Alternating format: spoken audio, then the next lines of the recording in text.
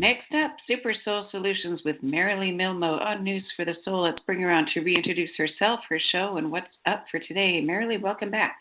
Thank you so much, Nicole. Okay. Hey, everyone out there. As you know, it's Marilyn at Super Soul Solutions, and the Fae, Fairy Elvens, and She, which is spelled Sidhe, and I would like to personally thank you for joining in today. I have some really, really, really exciting and inspirational positive news to share with you today. And I think that if you're attracted to this show, most likely an aspect of your being is a part of the brave vanguard of Fae and Elven human hybrids. So first of all, I wish to address an important little known point about making agreements with any person or any species. Often when you say yes to something, that is considered by other species soul agreement. When you say yes or agree to something, whether it be subconsciously or consciously, please include something like this. Yes, and only if this agreement honors my complete sovereignty and is benevolent for all. I state that this agreement may be revoked at any time due to my divine free will or yours. So saying yes to someone or another species can automatically default as a promise through many lifetimes and various timelines. So I would like to suggest many of you may still be playing out what is considered soul agreements that you could have very likely made in lifetimes ago to others. That is a really important point I promised to make at the beginning of this show. So, speaking of agreements, on my Super Soul Solution radio page, I have a pre-announcement that promised 4 topics to be covered today. If you are by a computer and can view that now, look at the 2 human hybrids I picked out for you to see and how they live. That will be on my News for the Soul radio page, Super Soul Solution. And it will just crack you up because the first one I picked shows pictures of a guy named Glenn, who is a Human-Elven wizard. And you will never guess what he did earlier in this life. He was actually a policeman. And the second picture will show you Frenchie, who's a Human-Fae hybrid. And just looking at these 2 and how they live and how they artistically built their tiny homes and how they're out in nature will tell you so much about them. So please check that out if you haven't already. So let's begin straight away with the she that I introduced briefly in part 1. When they physicalize in our dimension, they may be seen any way they want. This is true of most beings that are in higher dimensions. So when they physicalize in our dimension, they most often will appear as they want, what is fun for them, but most likely how you will associate them and feel safe because these are benevolent ones. So they often appear as tall, somewhat elven-looking race. And the coolest thing is that they are related by a genetic lineage to humans. Now, also on that same pre-announcement, towards the bottom, I have a picture of J.R. Tolkien's Lord of the Rings Elfin Queen. And that looks very much like the she, how they appear. In the past, they have been referred to as the people of the mounds because, of course, throughout history, humans have seen them subtly as shadows, as wisps of light, or even forms fading in and out, moving in and out of the multitude of earthen mounds we have all over this planet, and of course, especially in the Celtic world, Scotland, Ireland, etc. They don't call themselves the people of the mounds. They call themselves people of peace. They are not nature spirits, elementals, or subtle beings. They work with those beings for a myriad amount of reasons. And they are part of Mother Earth Gaia. They are interconnected. Many think of them as angels, when they have seen them. The Sidhe are physicalized where their world exists on a wavelength of our physical dimension. So they are physical to themselves, but they can also cross dimensions. They are basically really long-lived. They also, too, reincarnate into their dimension just like we do, and they can reincarnate into other dimensions like we can between lives. They are not immortal per se, but they have really long lives. So studying the Human-Fae fairy or the Human-Elven or the Human-Sidhe hybrid beings and their cultures, histories, and agendas has really fascinated me and has allowed me to understand and appreciate them more deeply with greater compassion and less judgment. And this, of course, comes in really useful because I am called forth to practice the same kind of thing with the diversity of various people and preferences that we have on Earth, okay, the multitude of races, and to keep trying my best to be non-polarized. I don't know if you can hear that, but the Sidhe and Fairies just arrived to share now what they know. Hi. So I wanted to share something from David Spangler. I mentioned him in part 1. He's a longtime clairvoyant, intuitive, and author of many books, and did a lot to introduce the Finhorn community that's existed for 50 years. And he's talked to many, many kinds of nature spirits telepathically, what's called clairvoyantly, and clairaudiently, which means being able to hear them on a daily basis.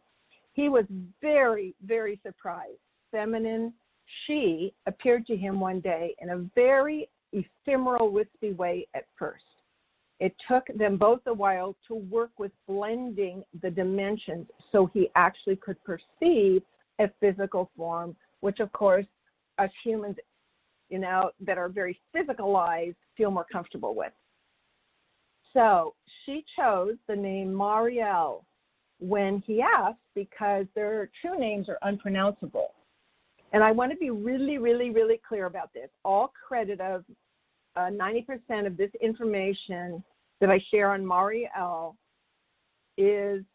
goes to David Spangler and his 2 wonderful books called Engaging with the Sidhe and Conversations with the Sidhe. And I also just arrived today, I considered it a sign, the deck of cards that the Sidhe created with David. And I pulled a card for the intention of this radio show, and it's gorgeous. It has these sets of standing stones with stairway going all the way up to this radiating huge light surrounded by stars. I'm like, woohoo, that's fun. All right, so just like in any species as well as ours, there are vast differences of interests and preferences. And please note that when I speak of any species, we're talking in broad generalities. They all have free will, and some want to work with us and some don't for a wide variety of reasons. Okay, so these are the ones that are here today and that have been invited in and that are communicating, that are wise, benevolent, and want to work with all of you. All right, so her male guardians gave an example of what she could be referred to in their race, even though she kind of laughed at it, because obviously she has many specialties.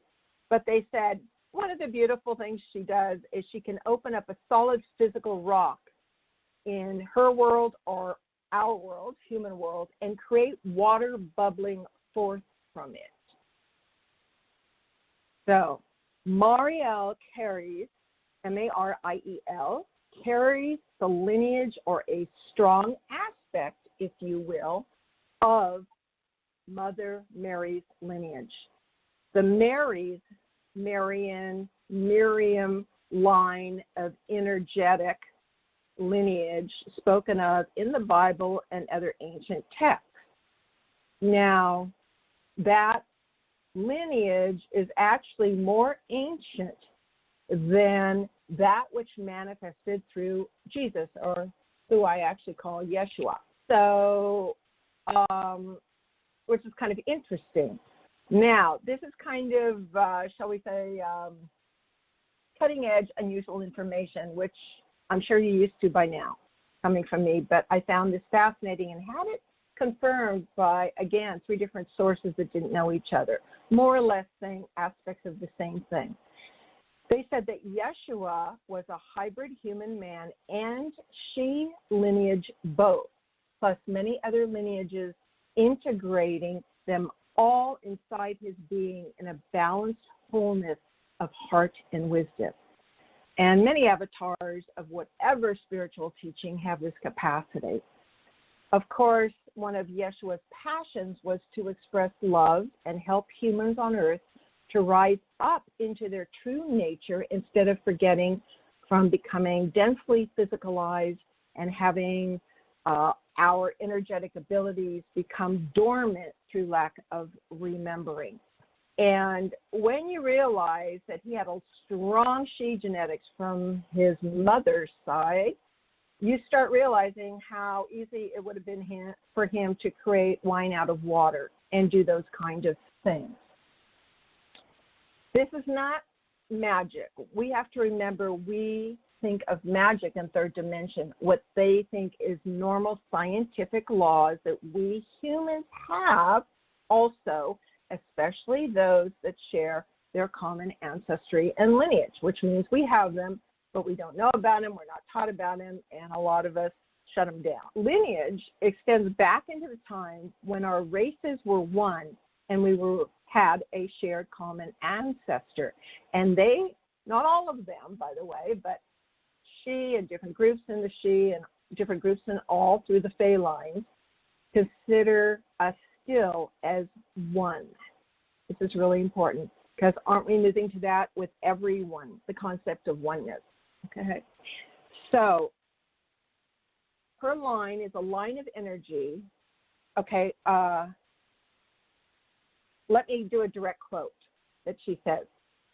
It is a line of energy in which I am a part as Mariel.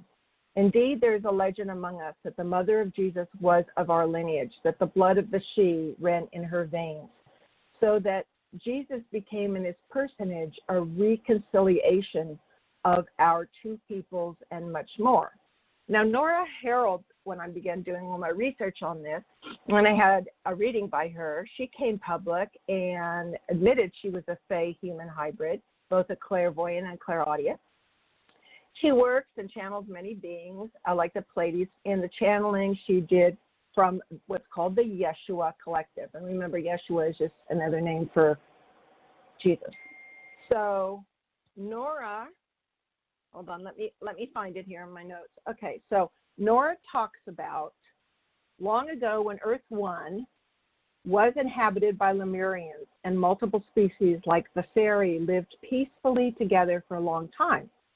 Earth 1 was in a higher dimensional frequency, so think fifth dimension, than Earth 2 is now, the one we're living on.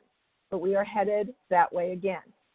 Beings that played on Earth had both realms available to them and more open when they first came to Earth 1 to explore, mostly of a fluid energetic character, because some of us souls were exploring the concept of physicalizing on this beautiful garden planet Earth, and others were too afraid to become denser for fear of getting stuck. And this eventually, through time, created a split. Eventually, and I'm cutting really quick to the chase because this is a long, long ancient history that is not known, war broke out and Earth 1 was blown apart, and the survivors that made it migrated to Earth 2 where we are now. Some of us are now purposely, I know I am, working toward accessing our truer history and our fairy and other species capabilities to access fifth dimensional technology while being in a third dimensional body, which is, as many of you know, is quite a balancing act and may explain a lot for your listeners out there. So remember, fifth dimensional technology appears like magic to third dimensional beings. It's just higher science, and it is normal. So back to Nora. Nora continues. I'm going to read a direct quote. Quote, Yeshua was comprised of many, many beings over the universe from all kinds of off-world origins who came to Earth in mass about 2,000 years ago to accelerate the shift in consciousness, to guide people out of polytheism that was mostly arising, not all, but mostly arising and being taught from extraterrestrial races that had come to Earth, many of who were playing games with Earth, and some who were even enslaving many races, loving to pose themselves as gods from the sky. The Yeshua team, which is the name of being she channels, wanted to give humans on Earth information that there is one source and you are all God. So after the Yeshua team left, the idea was co-opted and manipulated by humans on Earth that would make up stories that they were gods or emperors or demigods, and the only ones that had direct access to God. So they made themselves, of course, the demigods of old in Greek literature and the middlemen and middlewomen of modern time, the popes and priests, and conditioned the people that God is outside you. That was when the Judeo-Christian God concept was created or partially manufactured. Part of the Yeshua team is a specialized galactic team that, unlike other galactic federation and programs, has only one goal and one focus, and that is to only support humanity connected to planet Earth and support humanity's integration and, quote, reascension, end quote, experience. So many are back physically reincarnated again, and others are assisting from the other side without incarnating here. And some people on the team are aware of being both here and there, experiencing a more multidimensional experience of their true beingness. So that's the end quote from Nora.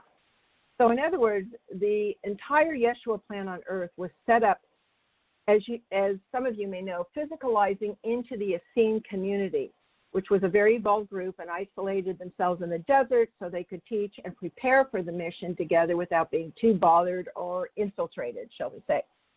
Yeshua and others often communicated out in the desert on a regular basis with their friends from ships, higher planes, and the Sidhe, Fae, and angelic realm. This is normal on higher evolved planets and will be more and more normal here. Is the waves of new children that I spoke about in the last show are born with full memories and abilities. So the She Mariel through channeler David Spangler shares, and this is a quote, and I love this. It was very interesting. Hope you find it that way. Times in history, we have moved apart, sometimes amicably and sometimes not, ultimately forming two separate peoples, which means the she and the human, us.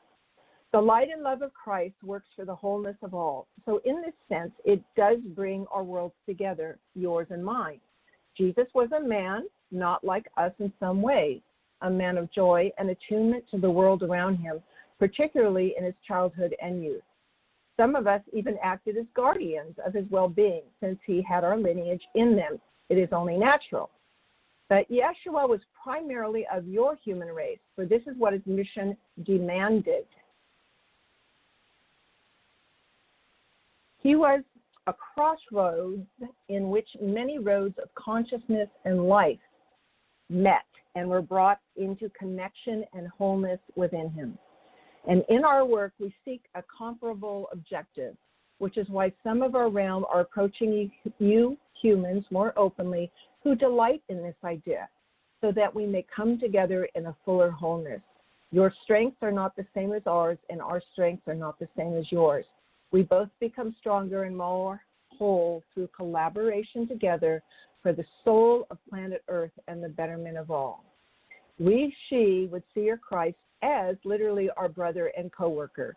We know there are those of us among our people that would seem Christ-like to you, though they do not carry the mantle or burden of planetary redemption of wholeness, which is why, as mentioned before, they were thought of as fae or angels and sometimes even high elvens by others.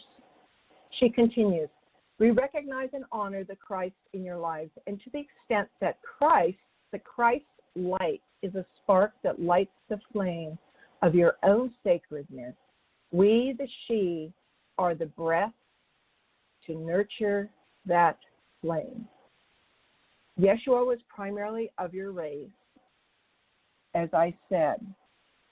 He was a crossroads, integrating all connection and wholeness and multiple species.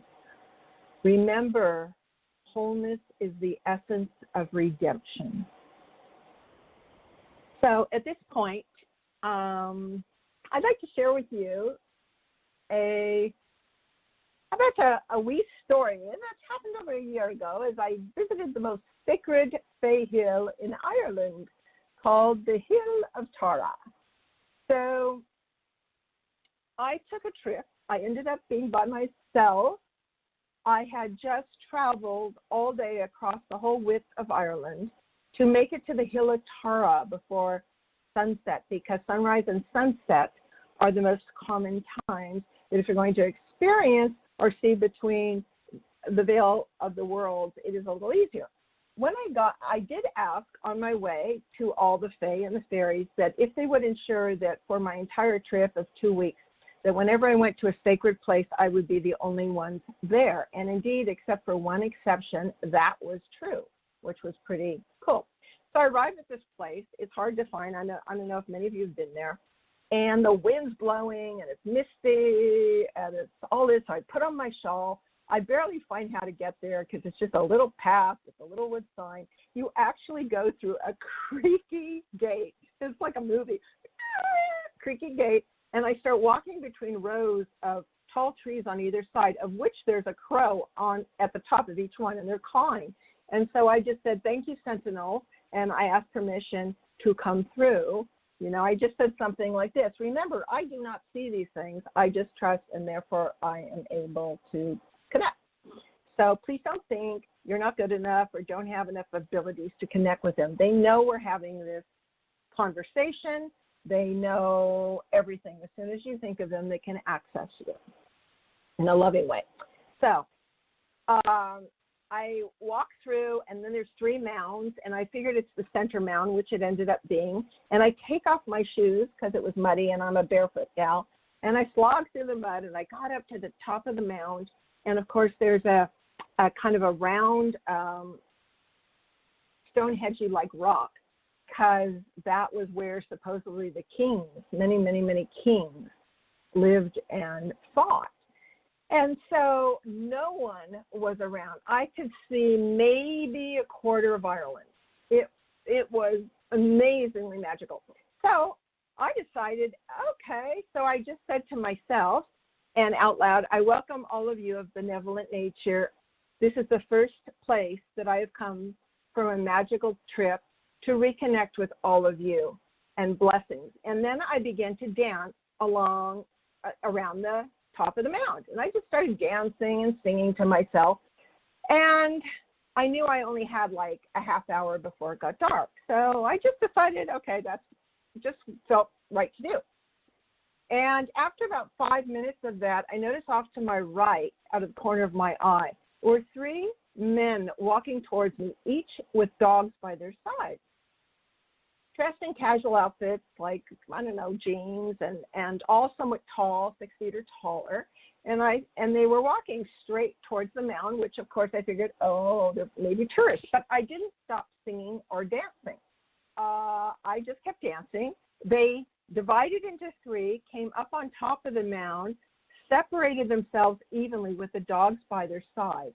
The leader stepped forward. His dog was so excited to see me that I guess I can say this, he ran up to me and started kind of like, doing his thing on my leg. And the gentleman, I hadn't even looked at the guy. I was just like talking to, the dog. And I said, oh, that's okay. He said, oh, I greatly apologize. He likes you, blah, blah, blah. So he took the dog and he said, stop. And the dog backed up. And then I looked at his eyes. His eyes were a beautiful shade of blue with golden flecks. And he had slightly pointed ears. And I always act normal whenever, because I've learned to do this. You just act like this is normal, because in a way it is. So I said, I said, you decided to join me? And he said, yes, may I join in this dance?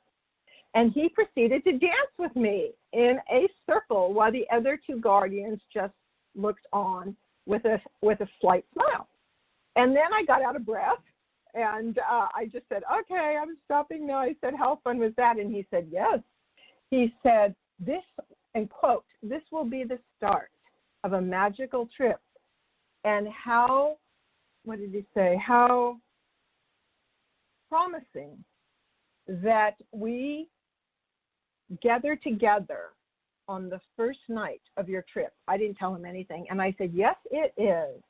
And I said, you must have heard my wishes. And he just winked. And then he said, I said, do you come here? Do you live around here? And he goes, oh, yes, for a long time. And I said, yes, I bet.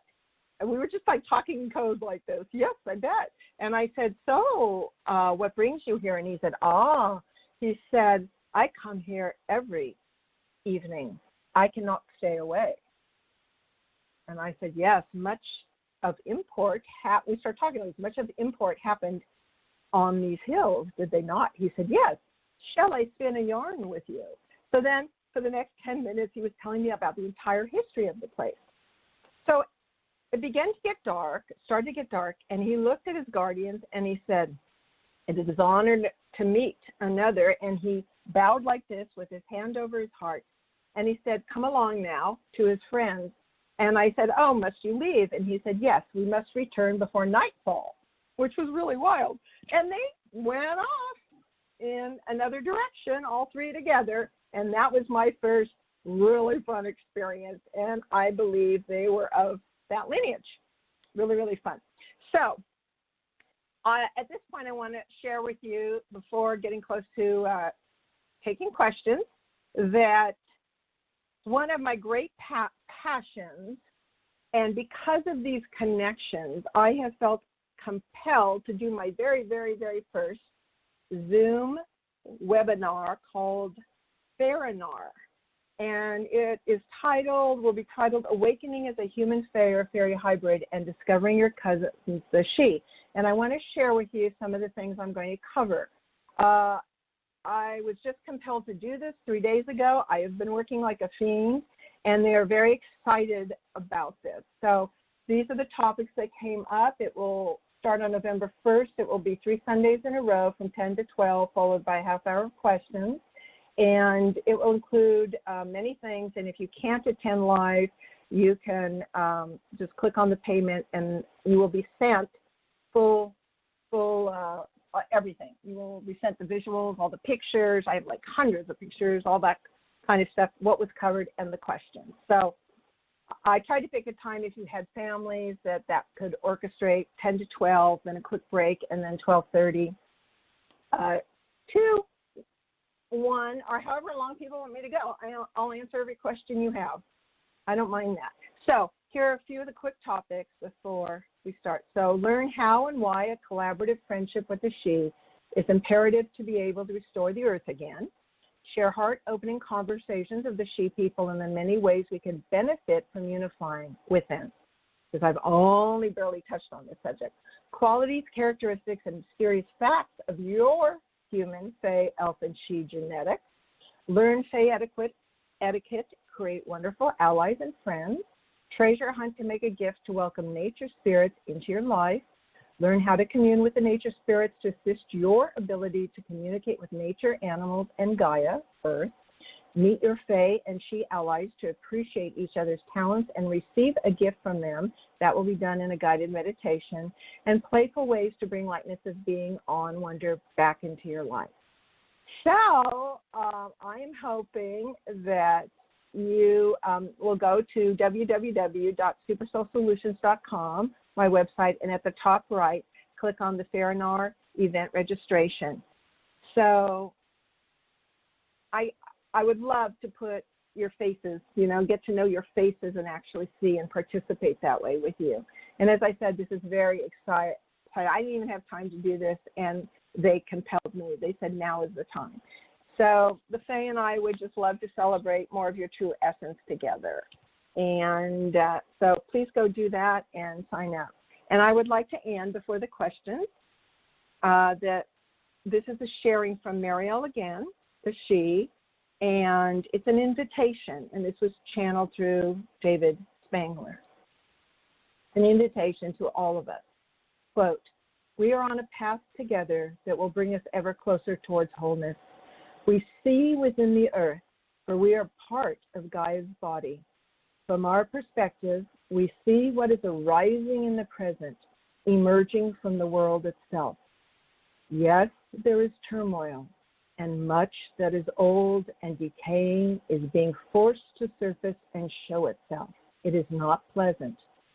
But we see the light of the world also emerging. We see and feel its joyous heart unfolding. We see the human hearts and minds opening.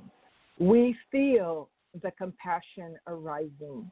It is a challenging time, but is one filled with promise and hope as well. We are not here to suffer an ending, but to celebrate a beginning. It is one we can create together. Join with us. Blessings, Mariel. So speaking of previous agreements, any of you who want to write in to Nicole for questions, on the air at telus.net. And let's go for them, Nicole, if you're ready. Okay, we just have 2 email questions today, Marilyn. So first one is coming from Mary in Boston, and she's asking how much of the information you're talking about is metaphorical versus literal. My soul language is metaphorical, but pretty much everything I'm talking about is literal. However, you as a co-creator constantly create what you want to create in this life or any other life. But you can only co-create what you know is possible. This has been proven in strict science with how the brain perceives. If it doesn't have an openness or an awareness or even know that something exists, it generally does not know how to interpret it. So that would be my answer. Thank you. It's a great question. Okay, we've got Donna, no location, and she's asking how you can ask or can you ask for assistance with respect to boundaries, safety, and anxiety. Oh, yes. Well, I started off, great question, and yes, you can. I am really an independent sort, even though I believe that the survival of this planet and all of us is going to come out of collaboration and mutual respect. So that's why I started this whole session with implying that when you agree to something or say something or ask someone something, be really clear about your agreement. Okay, for instance, the Fae, when people have agreed to work with them and said, yes, I'll be your friend and work with them, some Fae, some groups, many off-world species consider that a soul agreement through all your lifetime. Okay? So I prefer to word my intent, not in a needy way at all, but in a mutually respectful way. I do not offer anything back in exchange, just like I don't with humans. I don't play those games. And it's kept things pretty clean and clear for me. And one of the big things I found is very, very difficult for human women is to say no. To say no, thank you. No, I'm not interested in that. Or no, I will not do that, but I am willing to do this. They have a very, very difficult time, mostly because of their own fear of not being loved or saying no to. So even though we are all part of oneness and wholeness, we also all have free will, at least in this universe, even though it's not always respected. And that means that we are also playing the real illusion of boundaries. So you will create your own dance. of how, especially if you're an empath, for a full-on empath, which is most spiritual people, they have a very hard time with boundaries. One, because it's foreign as a soul somewhat, and two, because they feel everything. So this is the dance and one of the major lessons on earth of this lifetime.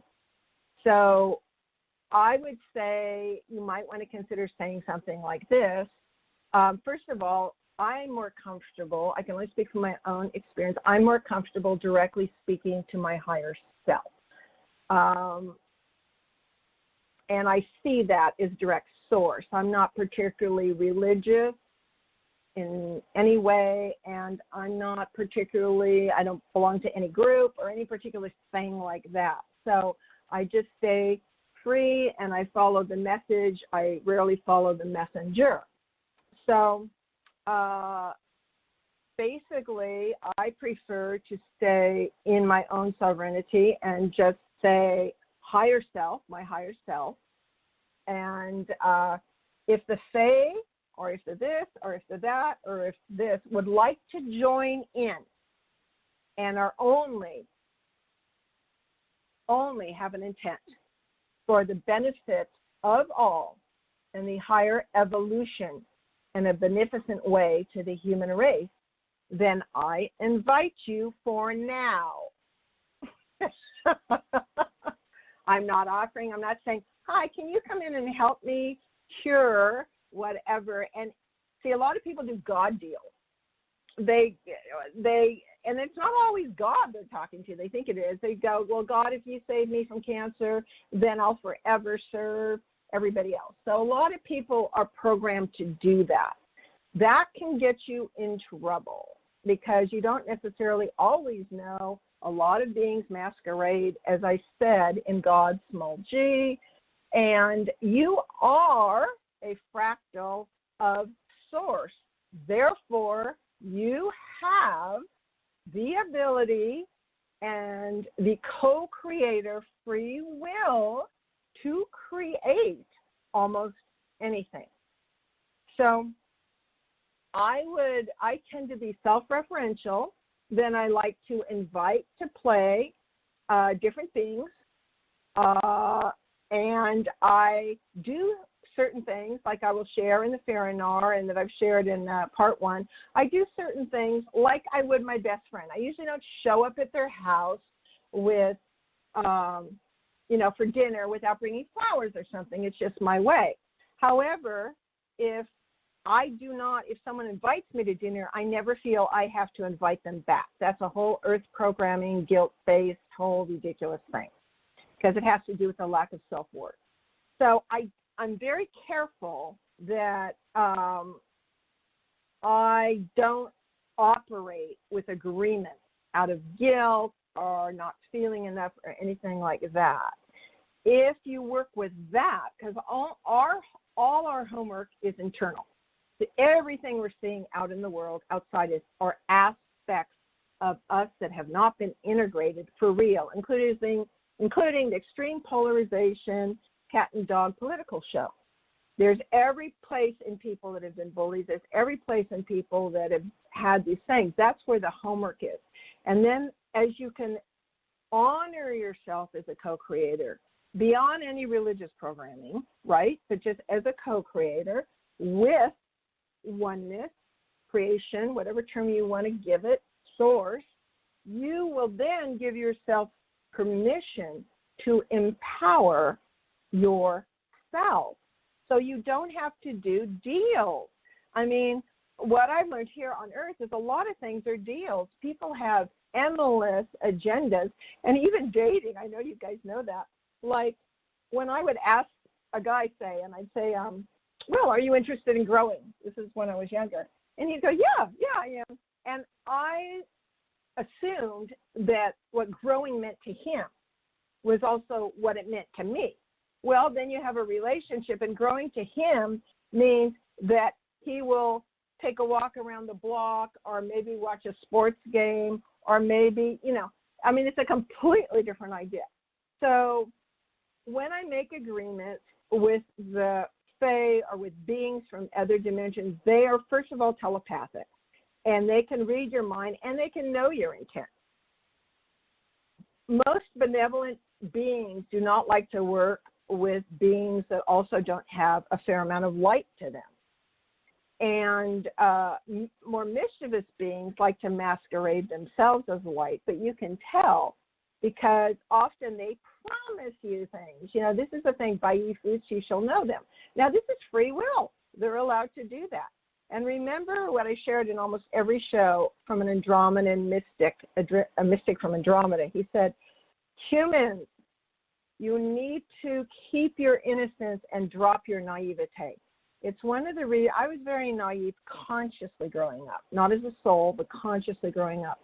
So it's one of the reasons I study so much and explore so much to expand and just learn about all these enigmas and play with those of my choosing, but I'm not selling my soul and I'm not making deals for sex, for money, for relationship, for anything like that. My dad was really cool. Is really cool. He's on his way crossing over, but he's still really cool. And he said, Marilyn, we need to change our language. I said, yeah, we do. He says, you just have to understand on Earth, everybody has agendas. And he said, on the super practical level, not spiritual level, but it's also a spiritual level, does your agenda match somebody else's agenda? And if it does, then you usually have a relationship, or you usually have them as a colleague, or you usually have them whatever. However, a lot of people are still learning how to get healthier, passive-aggressive, don't state their mind, whatever it is, and they have hidden agendas that you haven't agreed to. So when I notice that in someone, I just ask them. Just because you invite me someplace doesn't mean I'll invite you. I don't operate from guilt that way or from that, okay? So it's just part of my being, but I think this is a really, really tricky thing on this planet, okay? So look and see that if you are asking for help out of not honoring yourself as a co-creator, number one. Second, all our homework, as far as I can see, is for us to remember who we are. And hybridization, every single one of you is living in a hybrid human body, but you don't really know that yet. And we'll talk about that probably sometime in the future. But so there's a lot that is not taught in schools here, and it's not even woo-woo, no matter if it sounds like it. We have massive diversity in this universe, massive species. And as mentioned before, Earth was set up as an example and a key nexus point in this universe for the game of unification and diversity. And even among the Sidhe, which were many of us way early on in the common ancestry, some of us said, no, we want to play the physical game. We're going to enjoy physicalizing into these bodies more. We're going to enjoy sensual things with the earth. We're going to enjoy eating. We're going to enjoy all that stuff. And then the other groups of them said, well, I'd like to do that a little, but I'm afraid I will lose my abilities in the etheric world and get too attached. And I don't remember much about incarnating, but I do remember when I incarnated in that they said, be careful of addictions. Earth is fraught with them due to you not knowing or remembering who you are. So I know that was long and involved, and but they can help. I would phrase it like I did, and I would, whatever works for you. You know, I don't have you in front of me. I can't ask you personal questions, so I don't know if you are, I have a lot of clients, say, that are trained Catholic, and they're really comfortable asking the angels, and that works. I see them all as aspects of oneness and you. So, yes, you can have allies. I enjoy the Fae friends I have. They're great allies. And as you saw on my Ireland trip, it wasn't like I was going around feeding them every day and giving them their treats. I wasn't. I just said, hey, guys, if you can set up the weather and make sure that I am at the sacred sites by myself, that would be totally awesome, and I so appreciate you. Fine. So there's no condition. in my energy. It's not like if you do this, I'll do this, because that is not happening from an evolved sense. It's just part of the guilt and manipulative and programming and agendas. So, and there's many, many techniques, and all of us that care enough to watch a show like this are also working to our best ability on integrating where we get triggered and our wounds. And that is what is happening now and what everyone is here to do.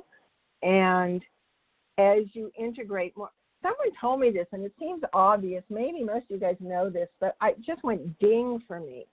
They said, you need to, integrate a piece of trauma you haven't integrated yet, Marilyn. And I said, okay.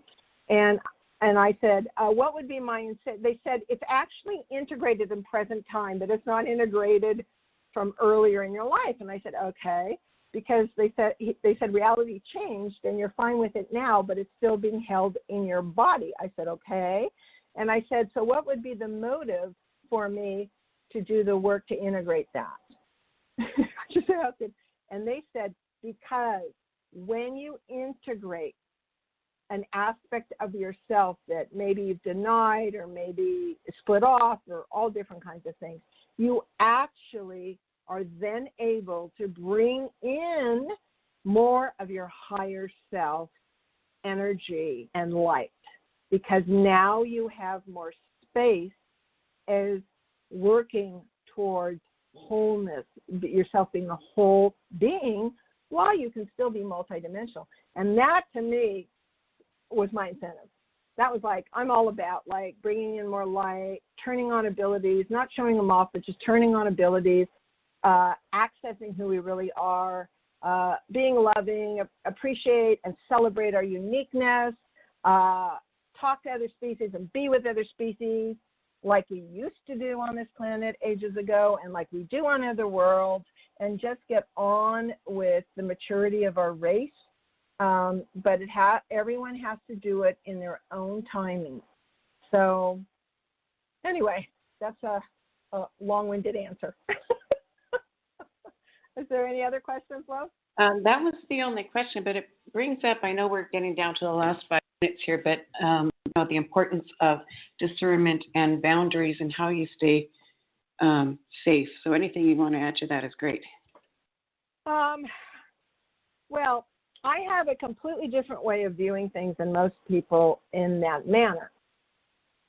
When people are, and believe me, I'm not belittling the realities, but I do know for a fact that there are at least 3 different healing realities. And none of them are right or wrong, but they are different realities that each human person lives in. And depending on your beliefs or realities, that is what you will need to do to feel safe. So for me, I take practical measures. But through this whole COVID thing, when people say, feel safe, I respond, I am always safe. Because I am more attracted to the quantum physics viewpoint and the basic things taught in that the scientists were able to observe but don't understand how it works. And to me, I grok how it works. It's like we can explore our limitations, and yes, we need to feel safe, but the whole thing is ultimately you are safe as a soul. You are infinite and immortal. So what most people are working with here is all their attachments, not remembering that, the fear stored in the body, like right now when you're going through fires and all of that kind of thing, that is getting triggered in everyone when they've had past lives of being burned at the stake or dying in a tsunami or things like that. All this is getting triggered at this time, which is why people are so overwhelmed. So doing things with the earth will ground you. I like to walk barefoot a lot. I like to be out in nature when I can. It's really important to be grounded when you're a highly sensitive type. I don't spend my life thinking about protection. It's not but I am aware, and I am able to keep my sensors open to pick up, when I need to go in another direction, kind of. So, but it's also one of the things I can send you if you want to email me, Marilyn at Super Soul Solutions. I can send you this female kind of super soldier, and she's also a high intuitive empath, and she has a 5-minute video on what exactly to say to revoke and end all agreements and interference across all timelines and lifetimes and everything. So that's a good idea for some of you. Anxiety, so much. I mean, if you eat healthy, which is a real challenge, no sugar, all of that kind of stuff, or a little, your anxiety will clear up huge. That's a big part of health in general. And anxiety comes from many, many things. Comes, as you know, from subconscious things that have happened that we're bringing to the surface to look at. And it also comes from you just not trusting yourself or life because of perhaps what happened. But for me, because I absolutely know, it just makes sense from a science viewpoint that even though I'm dominant and can be controlling, I am very, very trusting of life, essentially. So when I tend to put out intent, but I put the intent out to my higher self, and my higher self is me. And so that's how I ask for assistance. And I also send love out to everyone. I do not send love out in healing to people who don't ask. It goes against their free will. You could send kind of a gold color or a violet color, but otherwise you're going against their free will thinking that you're healing them. They haven't asked for that. So there's so many components of that, and I hope I answered some small piece of it. Perfect. We have literally 120 seconds remaining. Woo-hoo! Let's see. Well, I'll just share from, I already shared from the their invitation, and I would like you, those of you that can, to contact me or go to Super Soul Solutions and click on the top right link for the Fairy event registration called Fae. It's like a Fae and Fairy, so it's F-A-E-R-I-N-A-R. And again, I'll be able to answer a lot of your questions more face-to-face, 3 Sundays starting November 1st, and answering as many questions as I can and really developing, because this goes much deeper. I've only touched on the subject, but I'm sure it's hard to understand. For a lot of people, fairies are just this cute little thing that Walt Disney kind of presented. It's hard to understand that these are huge components of energies that keep the earth alive for us. And we're here in physical bodies, and we need to team up together to make sure that this earth can regenerate, and she can regenerate. So to me, everyone who kind of, if things don't happen in our backyard, we don't always pay attention. And so I think everyone's been woken up to the point like, I'm going to be unhealthy if the earth is unhealthy. It's about reestablishing connection and shared compassion and abilities. And it's time to wrap up. Is that it? Okay, hon. All right. Thank you so much, everybody.